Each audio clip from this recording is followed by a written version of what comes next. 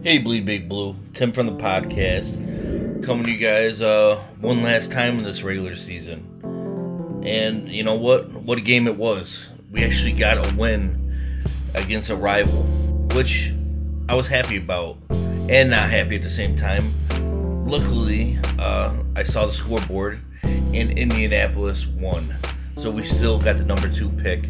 That's solidified. Now we're just going into the offseason. Let's see what Big Dave Gettleman can actually do for us. But let's go into our final lists of glory and shame this year. Number 1, Orleans Darkwa. You started the game off with a bang. You pretty much showed me that we were probably going to win when you had that 75-yard run. Good job. You always flash talent. Granted, you like to go down with like injuries right after, but whatever. But who couldn't give you? There's no way you couldn't be on the list of glory this week because you had 150 yards rushing and a touchdown. Awesome. I would love our running backs to be doing that on the regular. So props to you, Orleans Darkwa. Make them the list of glory. Number 2 on the list of glory, Kelvin Shepard. Good job. You were on our team last year. You came in about halfway through the year this year because God knows every linebacker on our team has been hurt.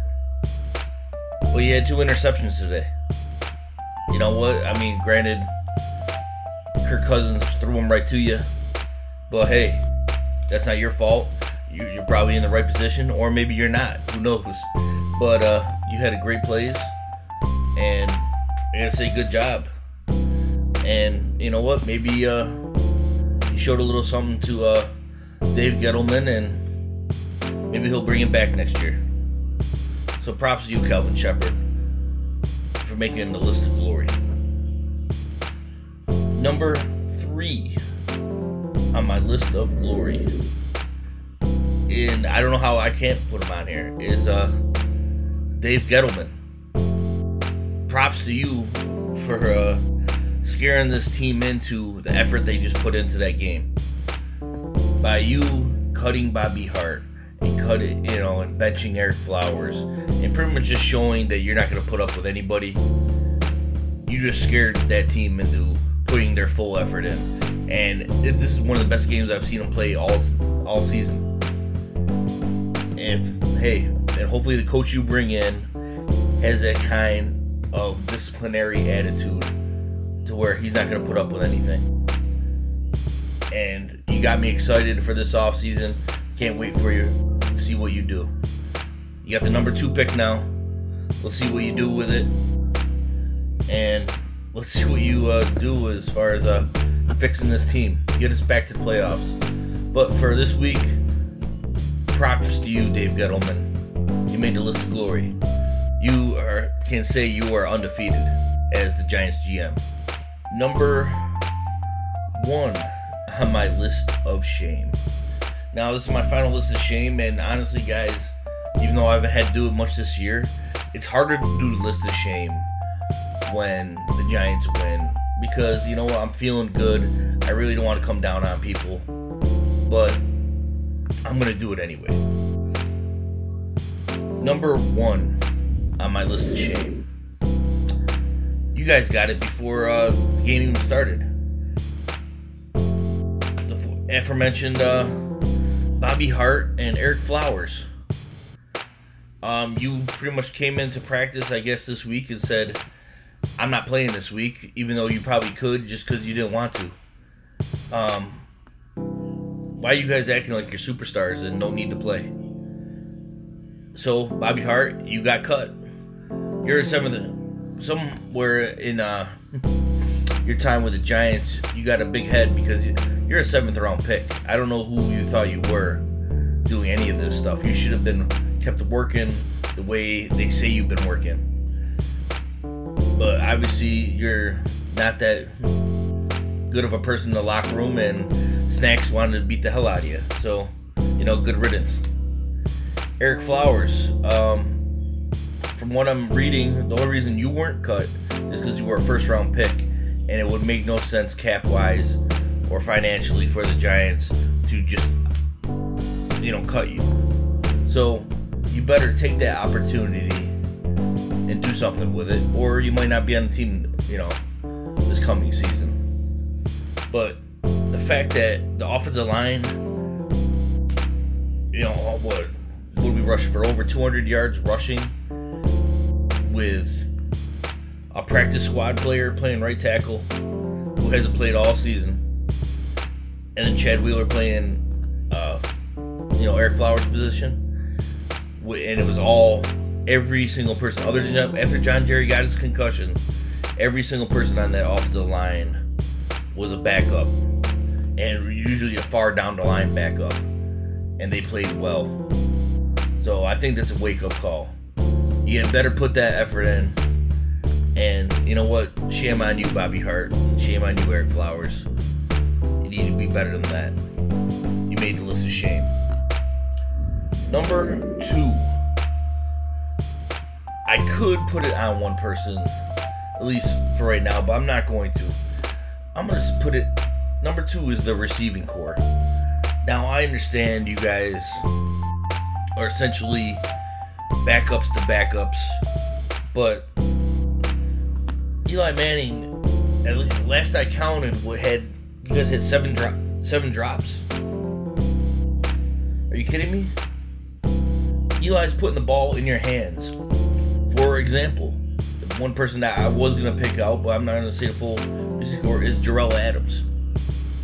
Jarrell Adams, you were a 6th-round pick last year. You played well for the most part, but I saw,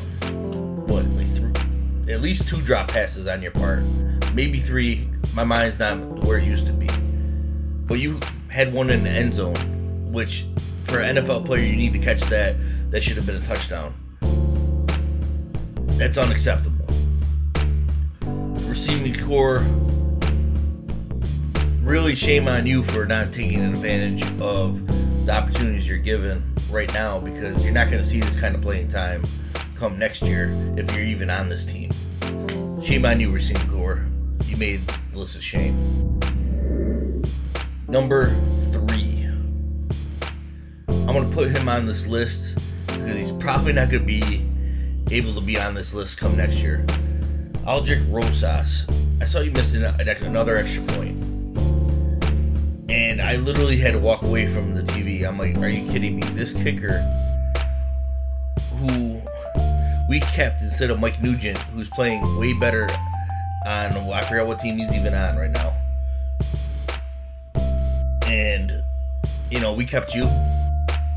Makes no sense. You're missing field goals. If you're even on this team next year, there's going to be a kicker brought in for competition. So, you know what? Get ready. Get better. Hey, it was your first year. You got a big leg. There's talent there. Let's see if, you put the work in and get your head right.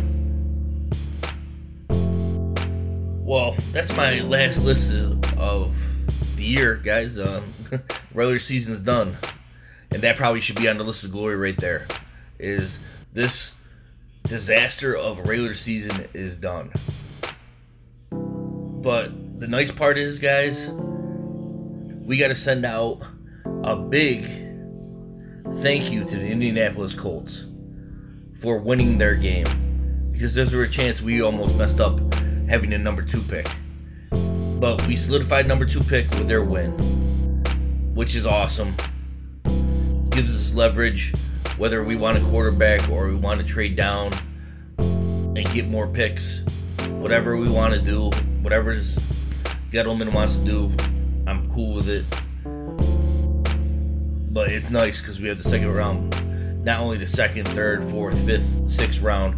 We got that 2nd pick overall, and that's huge. So obviously, I want to say thank you to the Indianapolis Colts. And in closing for this season, I want to say thank you to Eli Manning. Eli Manning, I don't know if this is your last regular season game with the Giants. you know what, it seems like it's 50-50 either way, but if it is, I just want to say, you know, thank you, you know, for being a New York Giant. I want to say I was actually at the draft when you did get drafted, and I was nothing but excited. And you know, you gave us 2 Super Bowl championships. Thank you. I mean, that's all I can say, and I appreciate it, and I still think you're the best. Well, guys, we're gonna go into the off season, and you guys are gonna be doing all the research just like we do. Please call into the podcast. We're still be going on. We still talk Giants year round. You guys know that, because we bleed big blue always.